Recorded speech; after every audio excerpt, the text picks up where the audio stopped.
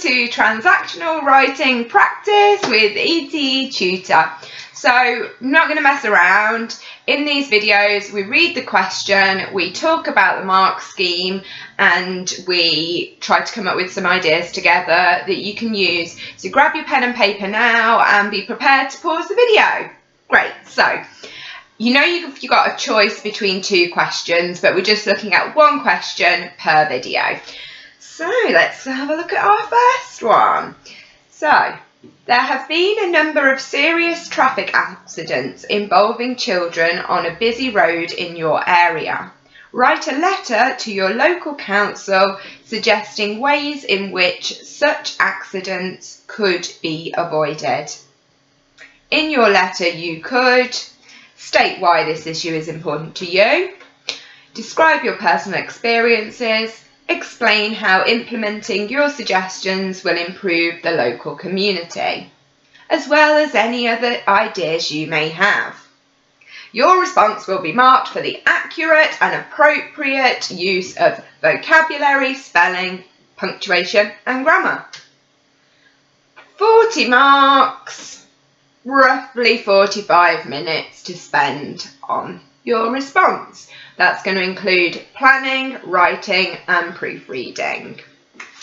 So this particular one, first thing you're identifying is what type of writing is it. So we've got a letter.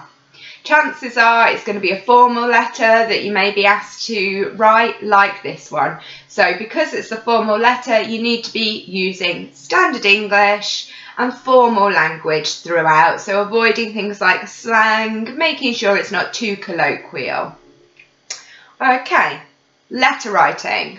Obviously there's certain conventions for writing a letter, so we are going to need to see your address. You can make it up, you can use your own address, it's up to you. If you make it up, make sure it looks real, make sure that it relates to the letter itself. Don't give yourself an address in London and then write about your local area being Coventry, for example. It's not going to make sense. These tasks are supposed to look like they're real things that you'd come across in real life. So make sure that all adds up. Get your address on there, your date, dear whoever it is, and an appropriate sign off. So you want to be creative. For this one, you're writing to your local council, but you could come up with a person's name if you wanted to, and give them a job title even. That might be helpful. If you're writing to them by name, you need to sign off yours sincerely, because it shows that there's a sincere relationship between the two of you. If it's just dear sir or madam, or to whom this may concern, sign off yours faithfully. You're placing your faith in a stranger not to bin your letter. Okay, so they're the basics. Something else that's a really good technique is to have an RE line, so a regarding line. So where you've written dear so-and-so, pop in RE, capital letters, colon, then you've shown you can use a colon, and then just pop something in that summarises what your letter's going to be about. So this one we're talking about traffic accidents, so it could be regarding traffic incidents on the A42, something like that makes it really specific to what you're doing, and then you're showing you do understand those conventions of a letter. Okay, you're always going to get this little list of bullet points, so you might want to structure your answer in that way. So when you're planning, see if you can come off these points with your own ideas. You're going to need to be informative in this piece. You're trying to put across your ideas.